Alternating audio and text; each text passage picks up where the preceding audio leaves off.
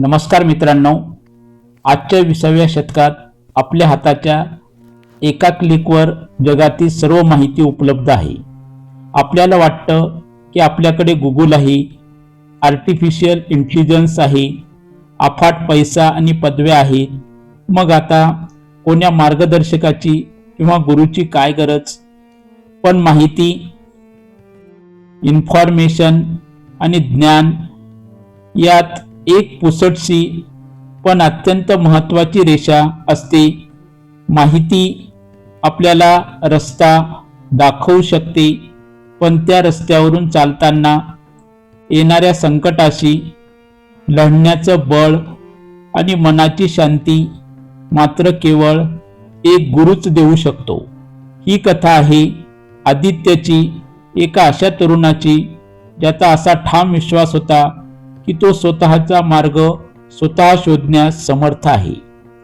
पण जेव्हा आयुष्याचं वादळ त्याच्या अहंकाराच्या चिंधड्या उडवतं, तेव्हा त्याला जाणीव होते की समुद्रात होकायंत्र असणं वेगळं आणि अनुभवी कप्तान सोबत असणं वेगळं. तर चला मग पाहूया एका अहंकारी तरुणाचा माहितीकडून ज्ञानाकडे आणि अंधाराकडून प्रकाशाकडे नेणारा हा हृदयस्पर्शी प्रवास.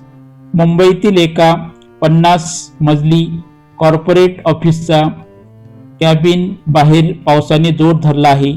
आदित्य, वय 28, आपल्या लॅपटॉपवर रागाने कीबोर्डवर बोटं आपटतोय.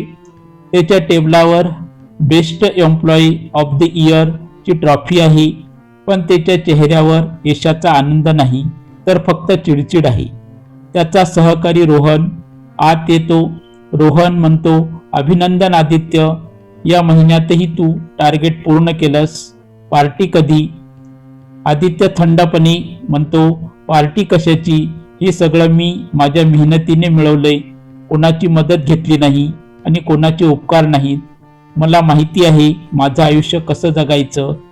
आदित्यला वाटते की त्याच्याकडे असलेले तंत्रज्ञान, पैसा आणि बुद्धी या पलीकडे जगात काहीच नाही. पण रात्री घरी गेल्यावर शांततेत त्याला स्वतःचाच आवाज ऐकू येतो की तू धावतोयस खरा, पण पोहोचणार कुठे? जास्त कामामुळे त्याला मानसिक तणाव येतो. त्यामुळे आदित्यला डॉक्टर काही दिवस विश्रांती घ्यायला सांगतात. नाईलाजाने तो आपल्या गावी जाण्याचा निर्णय घेतो. गावात पोहोचल्यावर दृश्य बदलते. शहराचा कोलाहल मागे पडतो आणि पक्ष्यांचा किलबिलाट सुरू होतो. आदित्यचे वडील दादा साध्या सुती कपड्यात त्याचे स्वागत करतात. दादा म्हणतात, आलायस लेका, बरं झालं, मनाला थोडी शांतता मिळेल. आदित्य मोबाईलकडे बघत, शांती वगैरे काही नाही बाबा, इथे नेटवर्क पण नीट नाहीये. काय गाव आहे हे? दुसऱ्या दिवशी सकाळी आदित्य चिडून घराबाहेर पडतो. त्याला गावाच्या मंदिराजवळ एक गर्दी दिसते. तिथे वडाच्या झाडाखाली सदानंद बाबा बसलेले असतात. त्यांच्या चेहऱ्यावर एक अलौकिक तेज आणि ओठावर स्मित हास्य असते. ते काही तरुणांना जीवनाबद्दल सांगत असतात. आदित्य दुरूनच उपरोधाने हसतो. तो जवळ जातो आणि आदित्य विचारतो, बाबा, तुम्ही लोकांना काय सांगताय? आजच्या काळात हे सगळं जुनं झालंय. माझ्या एका क्लिकवर जगातील सगळी माहिती मिळते. मग तुमच्यासारख्या गुरुची काय गरज? सदानंद बाबा शांतपणे मान वर करतात. त्यांचे डोळे शांत पण खोल असतात. सदानंद बाबा, बाळा, तुझ्याकडे माहिती, इन्फॉर्मेशन खूप असेल, पण ज्ञान, विस्डम आहे का? माहिती बाहेरून मिळते, पण ज्ञान आतून जागृत करावं लागतं. आदित्य गर्वानं, ज्ञान म्हणजे काय? मी शिकलोय, मोठ्या कंपनीत काम करतोय, मला कोणाच्या मार्गदर्शनाची गरज नाही. मी स्वतःचा रस्ता स्वतः शोधू शकतो. सदानंद बाबा हसून म्हणतात, रस्ता शोधणं सोपं असतं आदित्य, पण त्या रस्त्यावर चालताना पाय घसरले तर हात पकडणारा कोणीतरी लागतो. तुला वाटतंय ना तू समर्थ आहेस? मग उद्या सकाळी एका साध्या परीक्षेला तयार राहा. आदित्य ते आव्हान स्वीकारतो. त्याला वाटते की हे जुन्या विचारांचे बाबा त्याला काय हरवणार, पण त्याला हे माहीत नसते की निसर्ग आणि आयुष्य जेव्हा परीक्षा घेतात तेव्हा गुगल मॅप काम करत नाही. आदित्य म्हणतो, मला गुरुची गरज नाही, माझ्या खिशात पूर्ण जग मोबाईल आहे. सदानंद बाबा, खिशात जगणं असणं आणि जगणं यातला फरक तुला लवकरच कळेल. सकाळची वेळ. सदानंद बाबा आदित्याला गावापासून 10 मैल लांब असलेल्या एका डोंगरावरील मुक्ताई मंदिरात जाण्यास सांगतात. सदानंद बाबा, आदित्य, हे साधं आव्हान आहे. सूर्यास्ताच्या आत तिथे पोहोच. 8 एकच, कोणालाही रस्ता विचारायचा नाही. आदित्य हसतो. तो आपला आयफोन काढतो, पॉवर बँक घेतो आणि गुगल मॅपवर मुक्ताई मंदिर सर्च करतो. आदित्य गर्वाने, बाबा, हे तर माझ्यासाठी डाव्या हाताचा खेळ आहे. रस्ता विचारायची गरजच काय? सॅटेलाइट मला रस्ता दाखवेल. तो वेगाने चालायला लागतो. बाबा फक्त त्याच्याकडे पाहून मायेने हसतात. दुपारचे 2 वाजतात. आदित्य घनदाट जंगलात शिरतो. अचानक ढग दाटून येतात आणि विजा कडकडायला लागतात. जोराचा पाऊस सुरू होतो. पहिली अडचण, पावसामुळे डोंगराच्या कडावरून चिखल खाली येतो. शॉर्टकट दाखवणारा गुगल मॅप रस्ता चुकला आहे हे आदित्याला समजत नाही. दुसरी अडचण, कडकडणाऱ्या विजामुळे मोबाईलचे सिग्नल नो सर्व्हिस दाखवू लागतात. तिसरी अडचण, थंडीमुळे आणि पावसामुळे मोबाईलची बॅटरी वेगाने उतरते आणि अचानक फोन स्विच ऑफ होतो. आदित्य आता जंगलाच्या मध्यभागी उभा आहे. चहूकडून फक्त झाडं आणि अंधार. त्याला रस्ता सापडत नाहीये. ज्या तंत्रज्ञानावर त्याला माज होता ते आता फक्त एका काचेचा तुकडा बनून राहिले आहे. संध्याकाळचे 6 वाजले आहेत. अंधार पडू लागलाय. आदित्य चिखलात घसरतो आणि त्याचा पाय लचकतो. तो वेदनेने विहळतो. त्याला आता समजले की त्याच्याकडे जगातील सर्व माहिती आहे, पण या संकटातून बाहेर पडण्यासाठी लागणारा अनुभव नाही. तो ओरडतो, कोणी आहे का? वाचवा. पण उत्तर फक्त जंगलाच्या प्रतिध्वनीतून येते. त्याला जाणीव होते की एकटा माणूस निसर्गासमोर किती क्षुद्र आहे. त्याचा अहंकार आता भीतीमध्ये बदलला आहे.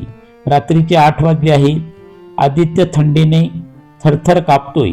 त्याला वाटते की आज आपली रात्र इथेच संपणार. तेवढ्यात लांबून त्याला एक पिवळसर प्रकाश दिसतो. एक कंदील. हळूहळू एक आकृती जवळ येते. ते सदानंद बाबा असतात. त्यांनी साधी काठी घेतली आहे आणि दुसऱ्या हातात कंदील. त्यांच्या चेहऱ्यावर ना राग आहे ना उपहास, फक्त करुणा आहे. आदित्य रडत, बाबा, माझा फोन बंद पडला. मला रस्ता सापडत नव्हता. मी खूप प्रयत्न केला, पण सदानंद बाबा शांतपणे म्हणाले, बाळा, जेव्हा तुझ्या डोळ्यावर अहंकाराची पट्टी असते तेव्हा समोरचा रस्ताही दिसत नाही. उठ, हात धर माझा. बाबा त्याला सावरून उठवतात. ते त्याला एका गुहेत नेतात जिथे आधीच त्यांनी लाकडं जमवून आग पेटवलेली असते. ते त्याला गरम पाणी देतात. सदानंद बाबा म्हणतात, आदित्य, माहितीये तुला काय हॉट आहे हे सांगते, पण गुरु तुला कसं हळू जगायचं हे शिकवतो. तू यंत्रावर विश्वास ठेवलास, पण स्वतःच्या अंतर्मनावर नाही. आदित्य शांत होतो. बाहेर पावसाचा आवाज आणि आत आगीची ऊब त्याला पहिल्यांदाच जाणवते की ज्या व्यक्तीला तो अडाणी समजत होता तीच व्यक्ती आज त्याच्यासाठी देवदूत ठरलेली आहे. आदित्य, बाबा, माझ्याकडे सगळं असूनही मी हरलो कसा? सदानंद बाबा म्हणतात, कारण तू नकाशा पाहण्यात इतका व्यस्त होतास की तू रस्ता अनुभवायलाच विसरलास.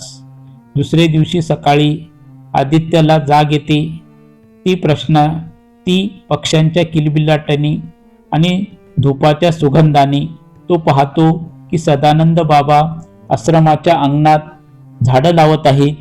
कालच्या घटनेने आदित्यच्या मनात बाबाबद्दलचा आदर वाढलेला असतो, पण तरीही त्याच्या मनातील शंका पूर्ण फिटलेल्या नसतात.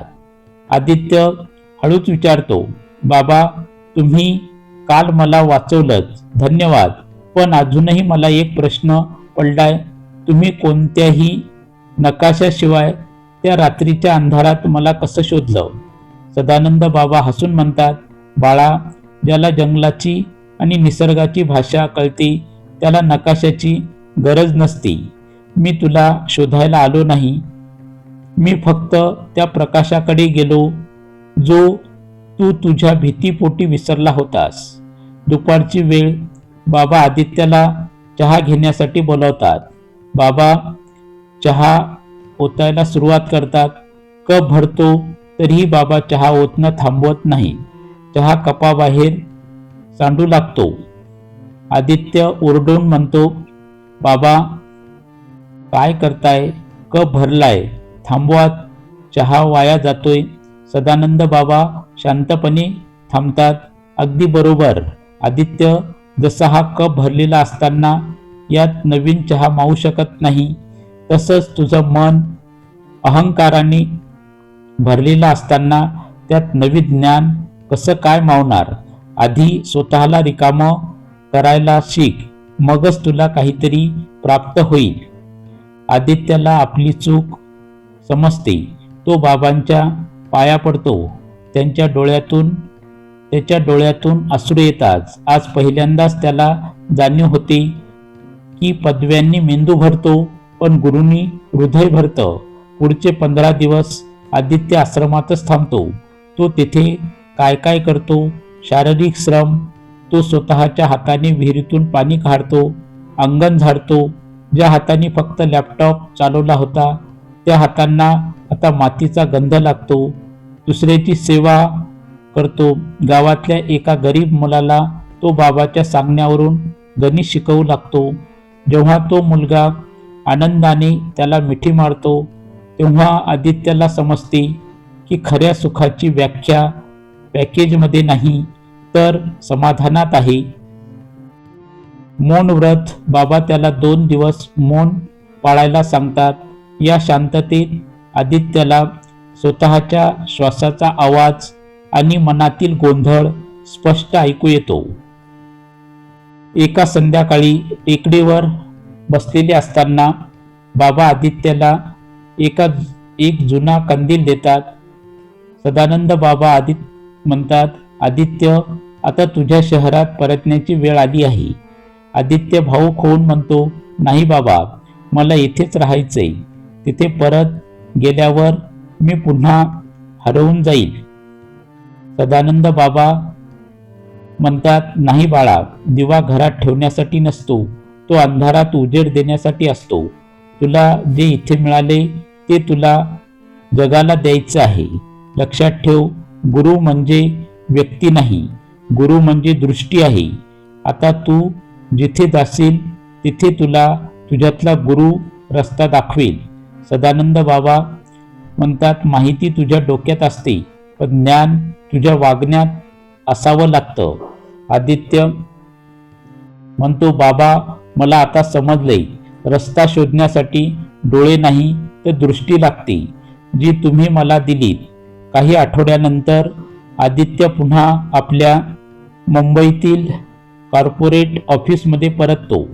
पण आताचा आदित्य पूर्णपणे बदललेला असतो. त्याच्या चालण्यात घाई नाही तर एक प्रकारचा संयम असतो. तो कॅबिनमध्ये गेल्यावर सर्वात आधी त्याच्या बेस्ट एम्प्लॉई ट्रॉफीच्या शेजारी सदानंद बाबांनी दिलेला तो छोटा मातीचा दिवा ठेवतो. त्याचा बॉस मिस्टर खन्ना कॅबिनमध्ये येतात. ते चिडलेले असतात. बॉस म्हणतात, आदित्य, तू गेल्या 15 दिवसात एकही प्रेझेंटेशन तयार केलं नाहीस. क्लायंट सोडून जातील आपल्याला. आदित्य शांतपणे म्हणतो, सर, प्रेझेंटेशन तयार आहे, पण यावेळी मी त्यांना फक्त आकडेवारी नाही तर भरोसा विकणार आहे. एका मोठ्या प्रोजेक्टसाठी मीटिंग सुरू होते. समोर परदेशी क्लायंट्स बसलेले असतात. आदित्यचे सहकारी सवयीप्रमाणे तंत्रज्ञान आणि नफ्याबद्दल बोलत असतात. पण जेव्हा आदित्यची वेळ येते, तो लॅपटॉप बंद करतो आणि आदित्य म्हणतो, आमची कंपनी तुम्हाला सर्वोत्तम सॉफ्टवेअर देईल, पण त्याहीपेक्षा महत्त्वाचं म्हणजे आम्ही तुम्हाला आमचा वेळ आणि सचोटी देऊ. कारण मशीन चुकू शकते, पण माणसाची नियत साफ असेल तर संकटात मार्ग नक्की सापडतो. त्याच्या बोलण्यातला आत्मविश्वास आणि प्रामाणिकपणा पाहून क्लायंट्स प्रभावित होतात. त्यांना जाणीव होते की या तरुणाकडे केवळ बुद्धी नाही तर एक स्थिर मन आणि मूल्य आहे. प्रोजेक्ट आदित्यला मिळतो. संध्याकाळी आदित्य आपल्या जुन्या सहकार्याला रोहनला भेटतो, जो आजही तणावात असतो. रोहन म्हणतो, आदित्य, तू इतका शांत कसा राहू शकतोस?